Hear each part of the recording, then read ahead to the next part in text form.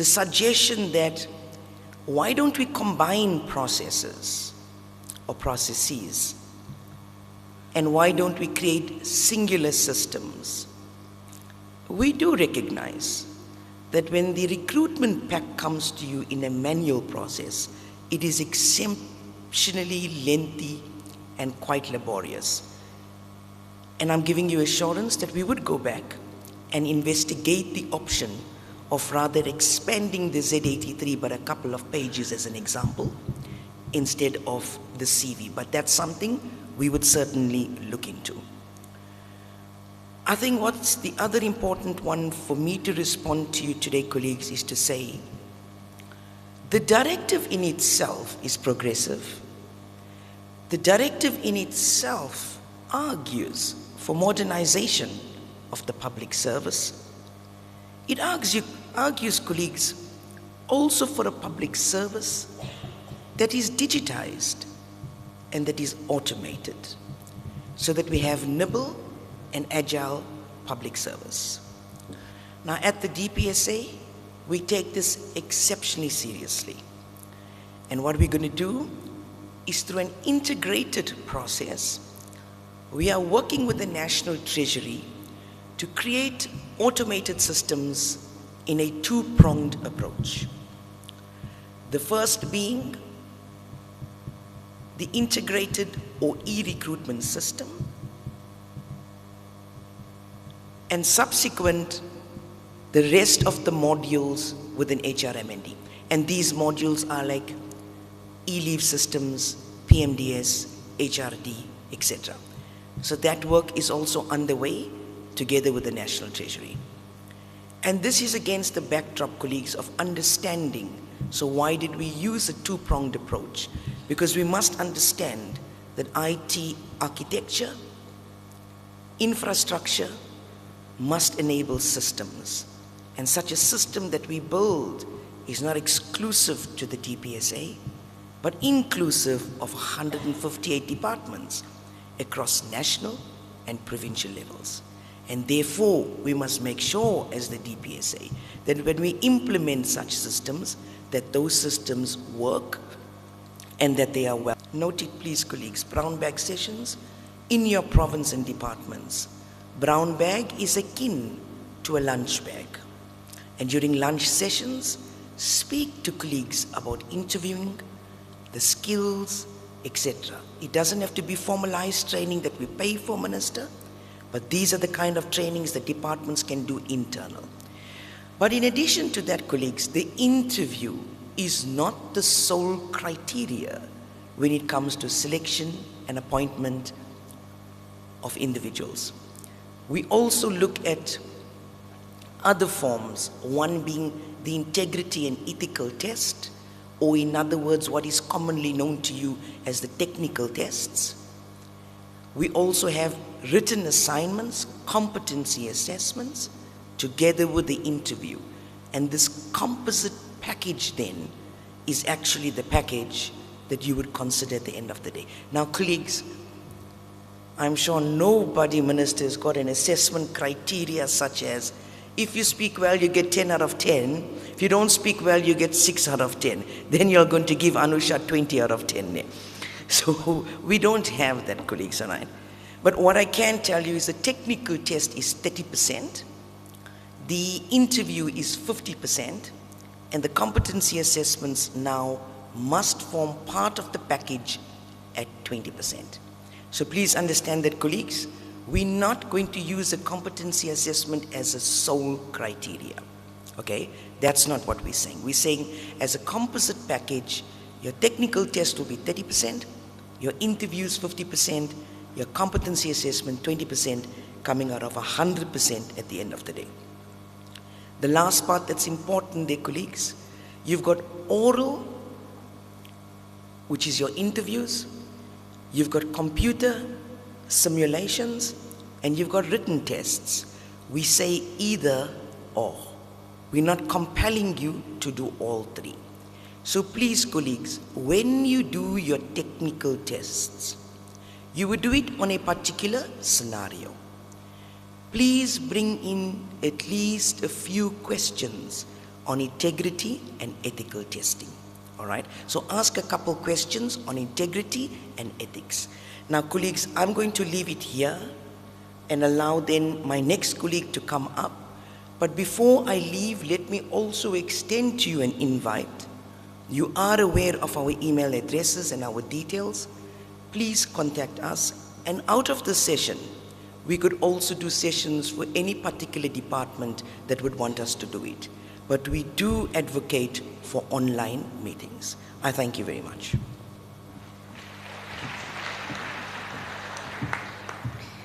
Thank you, colleagues. I'm back. So Anusha left me with some very hard questions, but I'm going to take the easy answers.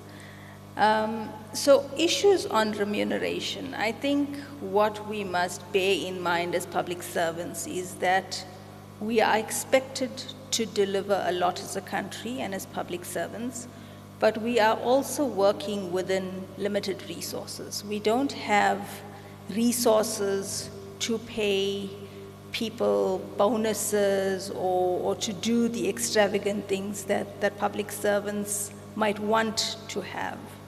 I think we have to be very cognizant of the environment we sit in and what our demands are as a country. But with that in mind, I think we must not rely solely on money as an incentive.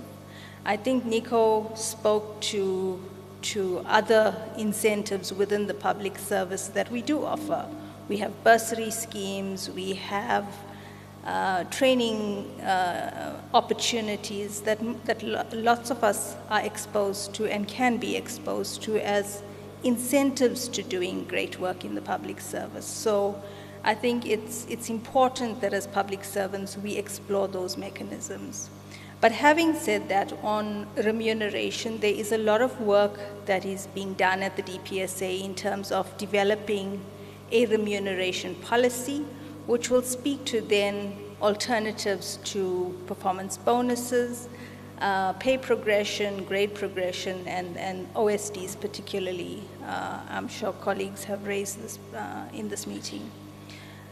So we're hoping that in the next year, as DPSA does that work, we will see some products coming out of that. And I think bearing in mind that a lot of these matters are collective bargaining matters, so we are heavily reliant on those processes as well. There were questions around the may and the shall and the must that we use in legislation. I think we try as far as possible to make sure that where we use these, we use it consistently. So colleagues, just perhaps quick, if you see a may and if you see a may, you must assume that you have discretionary powers. If you see a must and a shall, it means you must do it. And that's just the simple way of explaining it. But again, like Anusha said, if you have issues around particular provisions you want us to help you with, please feel free to contact us, and we're happy to help. There was a question on disparities of conditions of service across the administration. So we do recognize that within municipalities themselves, even individual municipalities, you have lots of disparities in terms of conditions of service. Across the public service and municipalities, you also have that. But as we're introducing legislation into Parliament, we also are mindful to remove unjustifiable disparities. So if you look at the law itself that we've put into Parliament, one of the aims is to ensure that where there should not be disparities in wages or conditions of service, we should find mechanisms to remove those disparities. I think what's important to also note is that within any employing system, you will have disparities. But the idea is not to remove all disparities, but to remove those that we can't really justify as being necessary for that purpose.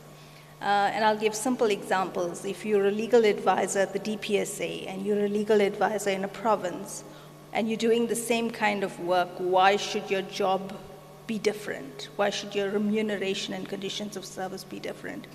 And I think that's what we will try to do as we move the law forward and as we develop our remuneration policies.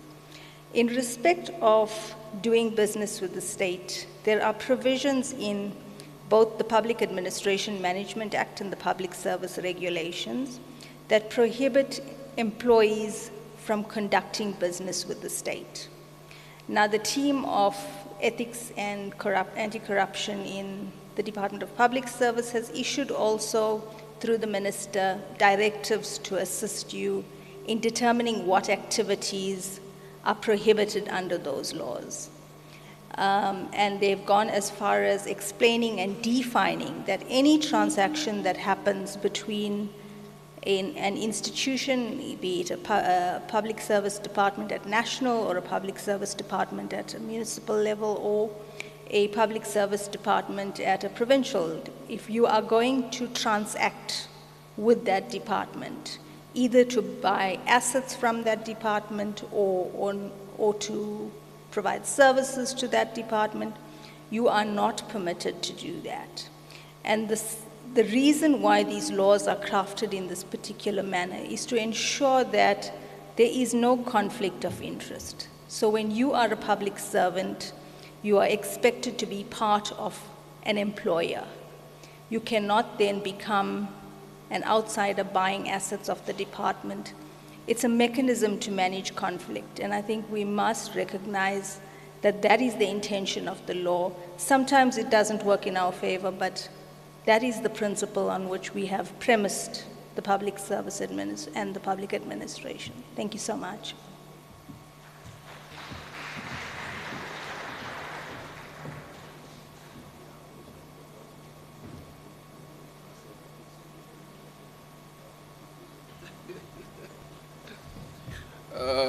Thank you, colleagues. I was asking my colleagues to, okay. Oh, great. Thank you. Please, where's the mic?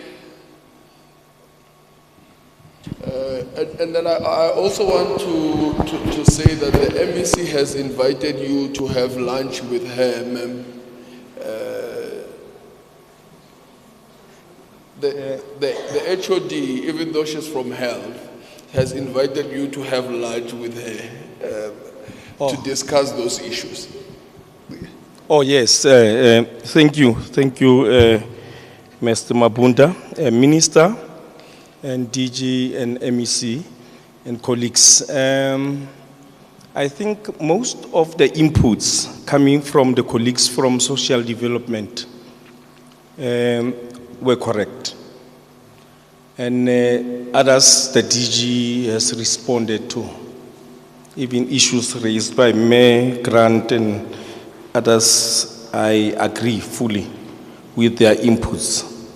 But a short discussion that I had with the MEC of Health, she wanted to understand and know about professional nurses in the Department of Social Development, their role and whatnot and so on. Same goes for in social development. Mainly, you'll find social workers and so on and so forth. But the question that the MEC asked me, which is apt and quite correct, is that in social development, whilst you have professional nurses, might be as the same as in education you are having social workers. In health, you have social workers. In SAPS, you have social workers.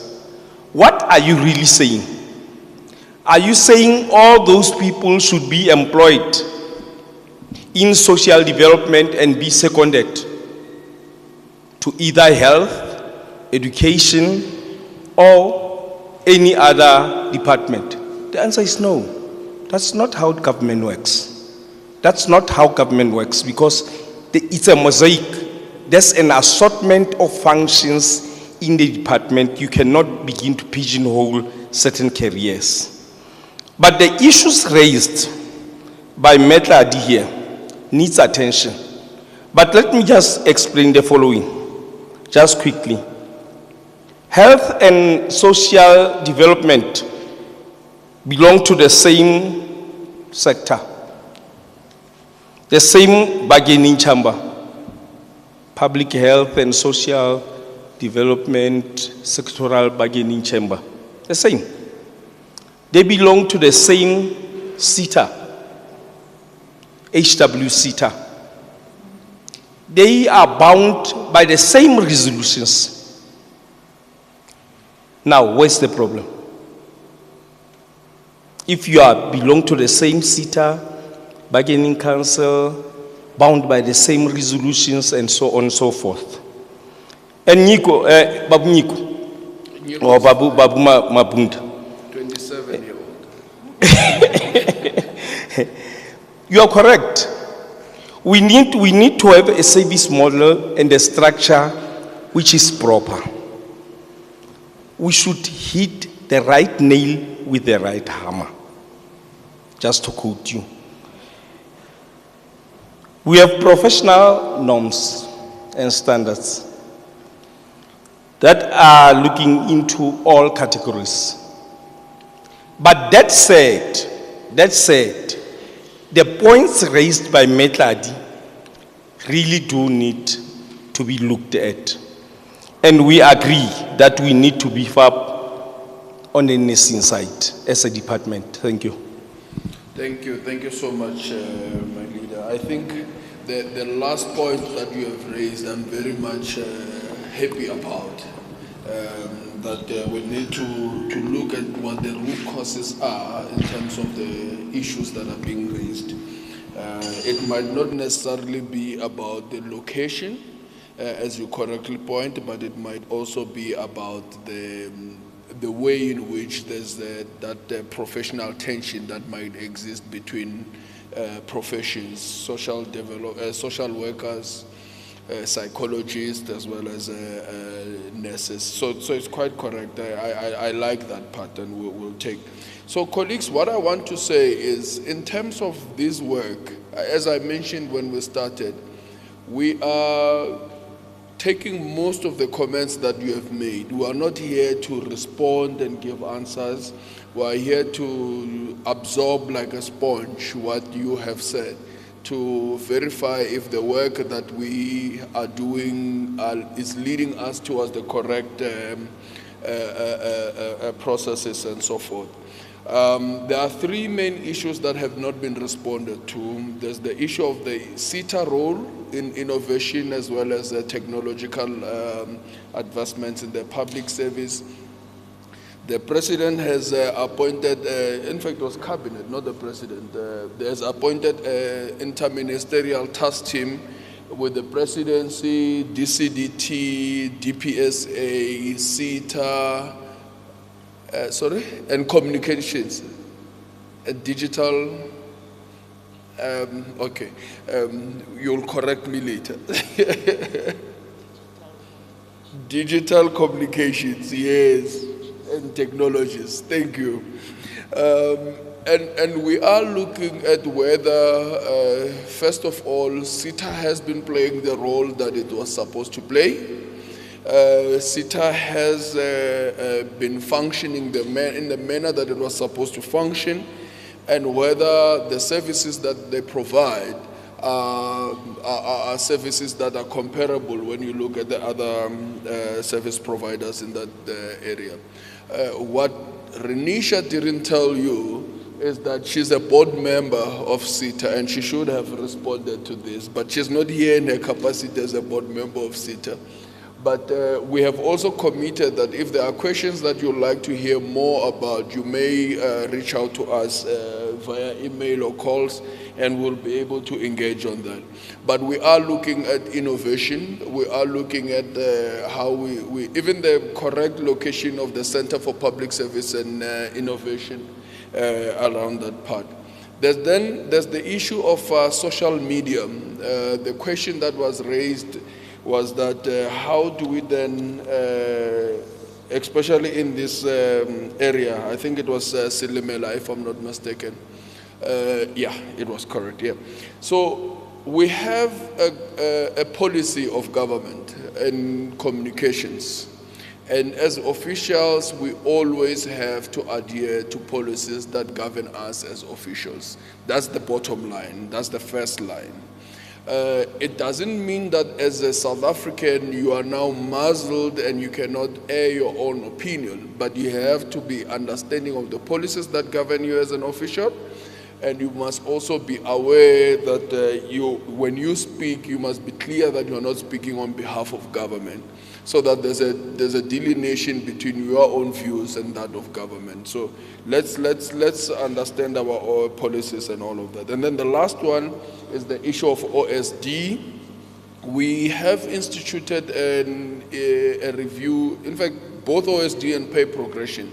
We have instituted a wholesome review of the personal, what we call a personal expenditure review. And the personal expenditure review has now given us a report. The report has been shared with the cabinet. It will now be taken for discussions in other areas with finance and so forth, including organized labor. And we want to review the whole remuneration structure of government to address some of the challenges that have been identified.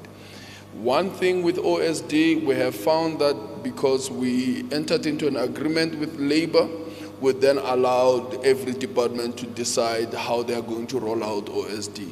So you find that OSD was supposed to improve retention, sourcing, what do you call it? Acquiring and retention of scarce skills, but we have implemented it in areas where we cannot claim to have scarce skills. Someone with a metric qualification in a particular sector, they are now an OSD beneficiary. So we need to, so that's one of the big challenge. And then we have also found out 67% of the wage bill actually goes to OSD. 67%. So when we talk about issues of bloating of the public service, it's not numbers. The numbers have been, we did a study and we found that we have the same amount of public servants that we had in 1996 when we finalized the amalgamation of all those Bantustans and former provinces and so forth into one public service. We have the same amount of public servants, but the amount that is being paid is about 4 times 1994. So that's another big challenge that we have. There are all other challenges that are there. We will share with you once we have dealt with them. I think the other one that speaks to the issue of SMS especially is that with OSD, there are people that earn more than chief directors and they will refuse to do anything extra, but they are non-SMS. So they will never apply for an SMS job. They will never do any additional work.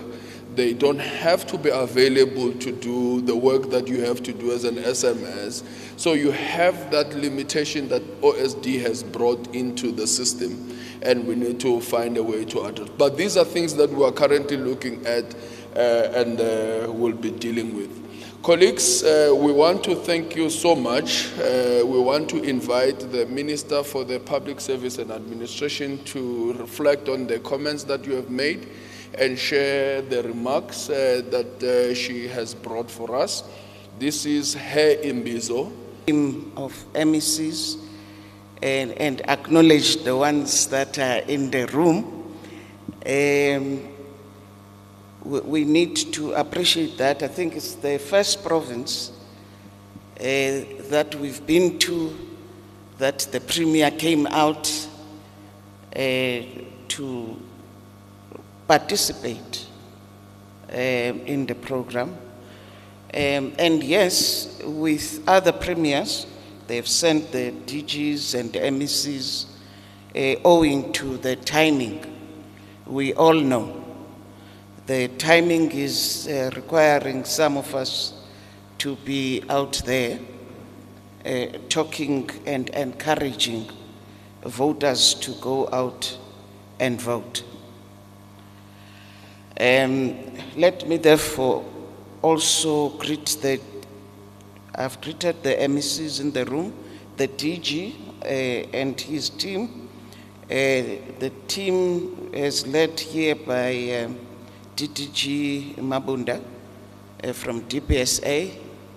But I think without wasting much time going to each and every one, because for me, the audience here is the VIPs of the day. It's those people that we seldom meet, and time to share views with them becomes critical. And therefore, I greet you all. This is now afternoon, I guess. This afternoon, and let me start also by wishing our Muslim friends and colleagues, citizens of South Africa, Eid, as they have now finished the race. That is Ramadan, a period where they introspect, a period where they pray, a period where they connect with their spirits, which is then a period of spiritual reflection, a period where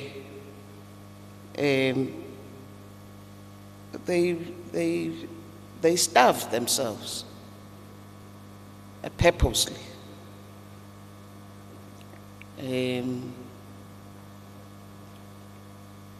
Just to prove that you can live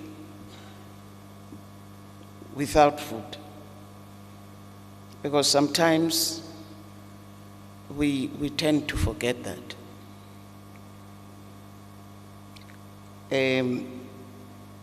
And therefore, as they get out of that, this is the time that they show that love. It's the time of their festivities. It's the time that they show sharing, and we must appreciate that. We are here today in a South Africa which respects all religion, a South Africa which we agreed and accepted that we would want to see a non-racial, non-sexist, democratic South Africa. Yes, with prosperity, of course. And here in this room is gathered a leadership of government who must drive the constitutional values, the constitutional principles, the constitutional ethos. And therefore here we have a huge responsibility. I was worried at some point, DG,